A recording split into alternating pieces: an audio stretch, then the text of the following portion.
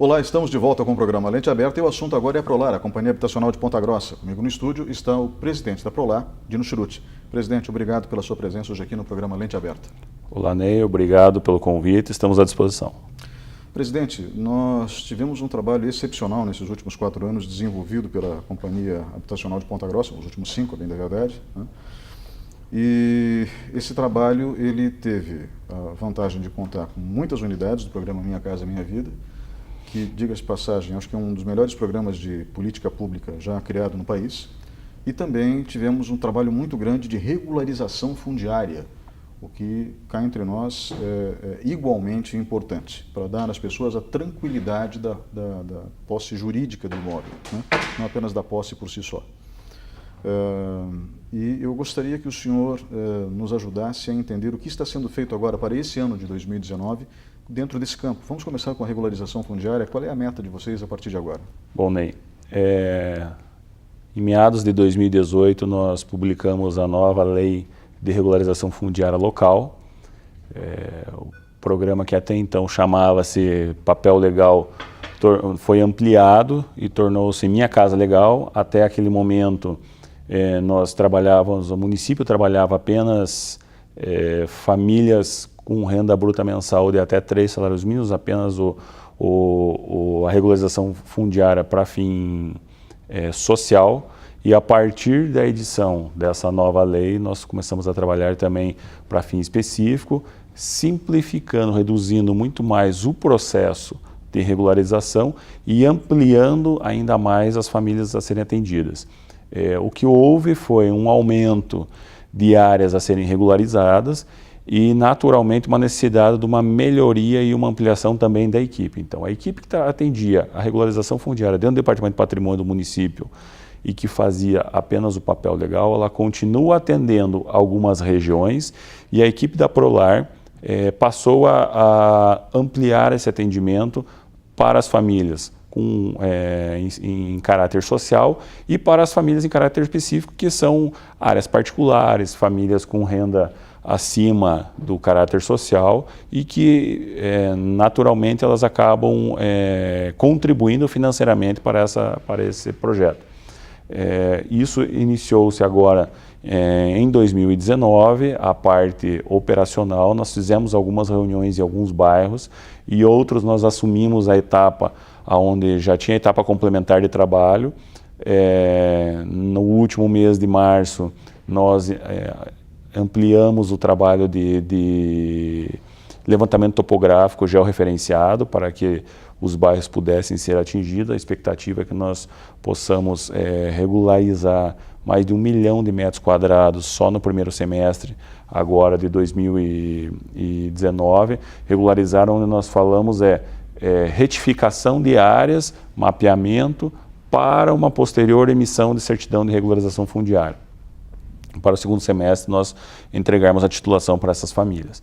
E, além disso, as áreas de particulares são pessoas que há muitos anos têm alguma dificuldade para regularizar essas questões e que agora elas podem procurar a Prolar para que nós possamos avançar isso. Muitas vezes são famílias que achavam que através do uso capião, alguma outra medida, algum outro instrumento pudessem regularizar isso, não conseguiram e agora eles têm auxílio da prefeitura para isso. Eu acho fantástico. Então vocês vão regularizar centenas de imóveis na cidade? Isso, nós temos a expectativa agora, 2019, 2020, de pelo menos 14 bairros, aí pouco mais de 3.400 famílias para esses próximos 2 anos e nos próximos 4 anos aí já tem no plano de trabalho 6.000 famílias. Fantástico. Bom, em relação a unidades habitacionais, nós tivemos alguns problemas já durante o governo Michel Temer, né? Ele tirou o pé do acelerador com Minha Casa Minha Vida. E o presidente Jair Bolsonaro, no primeiro momento, disse que o programa não seria cortado, mas é óbvio que isso tudo depende de recursos, né? Como que o atual governo federal vem sinalizando dentro desse sentido? Bom, é importante nós fazermos um apanhado histórico sobre isso para resgatar um pouco do que aconteceu lá atrás, já em 2015, 2016. O programa já vinha com déficit de recurso. O orçamento destinado para a habitação, ele não compunha o que tinham de unidades contratadas.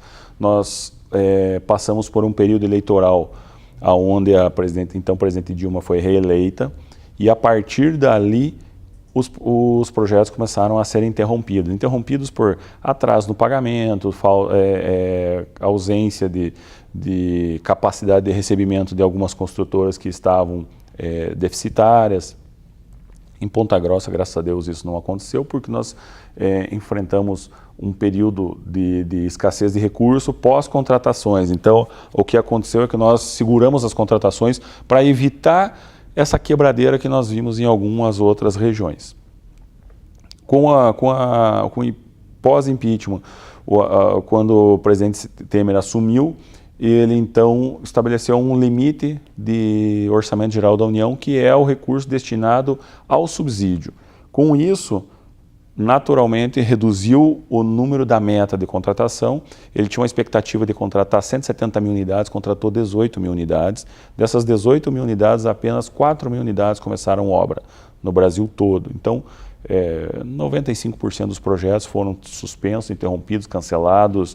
Construtoras que tiveram dificuldade de se manter com capacidade de entrega e até tiveram problemas financeiros bem sérios, acabaram saindo do mercado. Em novembro de 2018, a Caixa Econômica interrompeu o programa. Dia 5 de novembro, ela suspendeu todas as contratações, com a expectativa de retomada no início de janeiro. Natural, pois nós íamos pós-período eleitoral e o Tribunal de Contas e a Controladoria Geral da União, eles estabelecem uma regra para a contratação fora do período do próprio mandato. Então, por mais que a habitação seja um programa contínuo e não se inclua em novos projetos para fins eleitorais ou para fins de políticas públicas, o então governo resolveu acertar as contas e entregar para o novo governo que assumisse uma política habitacional nova. O Ministério das Cidades sofreu uma fusão com o Ministério da Integração Nacional, passou a ser Ministério do Desenvolvimento Regional. O ministro Gustavo Canuto assumiu com uma base política e uma base técnica bem forte, eficiente. Ele é um servidor de carreira do Ministério do Planejamento, então ele assumiu com o viés de acertar o programa, aquilo que já vinha sido contratado em entregas. Nós falamos hoje de mais de 500 milhões de reais em unidades pendentes de conclusão e entrega. Nós falamos em mais de 15 mil unidades, obras interrompidas para cidades de menos de 50 mil habitantes, que na época tinha um formato de entrega assumido pela Cobanza, que é uma entidade que gerenciava esses recursos do então existente Sub-50. E fora isso, os municípios de médio e grande porte tiveram as contratações interrompidas para que o orçamento fosse aberto em 2019. Para 2019, o orçamento previsto em 2018, ele não atende à meta de contratação. Então, janeiro e fevereiro houve uma redistribuição do orçamento, contingenciaram parte do que era destinado ao faixa 1, que era o baixa renda, para a saúde e segurança pública. Nós estivemos já 2 vezes em Brasília para tentar entender qual é a política prevista pelo governo Bolsonaro, e a expectativa deles é liquidar aquilo que tem pendente para iniciar uma nova etapa de contratação.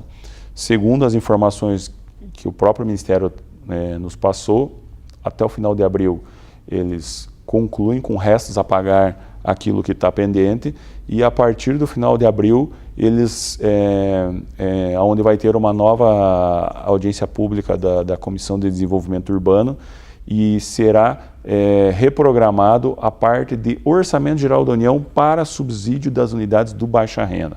Para as unidades do faixa 1,5 e faixa 2, que é aquele público intermediário, renda bruta mensal entre R$ 1.300 e R$ 4.000, isso já foi autorizado, só que com algumas mudanças nas características do programa. entre elas, assim, que ficou bem claro, o diagnóstico técnico-social. Famílias que tinham capacidade de contratação, que até então a Caixa tinha uma liberdade maior de aprovação de cadastros, agora elas entram numa regra mais engessada de financiamento. Então, naturalmente, teremos um número menor de unidades a serem contratadas e entregues. Outra coisa, o subsídio de até R$35 mil para o faixa 1,5, ele é limitado a 50% das unidades do empreendimento. Ou seja, nós temos agora ali o nosso Boreal 2, 260 unidades. Nós só podemos contratar para a renda bruta mensal entre 1.300 e 1.800 até 130 unidades. O restante tem que ser para o faixa 2 entre 1.800 e R$4.000. É uma forma de você mesclar o público que vai adquirir essas unidades. Por outro lado, é uma forma de você retrair um pouco e contingenciar também a liberação de recursos para a contratação. Aqui em Ponta Grossa, hoje, nós temos 23 empreendimentos em fase de contratação mediante a Caixa. Nós estamos falando em pouco mais de 1.800 unidades, todas elas com algum tipo de convênio junto ao município, seja para atendimento à demanda, seja para estruturação da região, seja de estudo do impacto da vizinhança, que tenha medidas mitigatórias que possam contribuir com a região. Então, a nossa expectativa agora é focar para atender essa demanda desses empreendimentos que estão conveniados com o município, seja unidades de lotes, casa ou apartamento, em detrimento de novas contratações. Porque a gente sabe que tem uma limitação aí de recurso para 2019, o que é natural, porque é um orçamento de um outro governo, né? Então, a expectativa realmente para a Minha Casa Minha Vida em tendo uma política econômica eficiente nesse primeiro ano, é para que 2020 tenha mais fôlego, digamos assim. Presidente Dino Churuti, presidente da Companhia Habitacional de Ponta Grossa Prolar, obrigado pela sua presença hoje aqui. Eu que agradeço. Vamos agora para um breve intervalo e voltamos em instantes.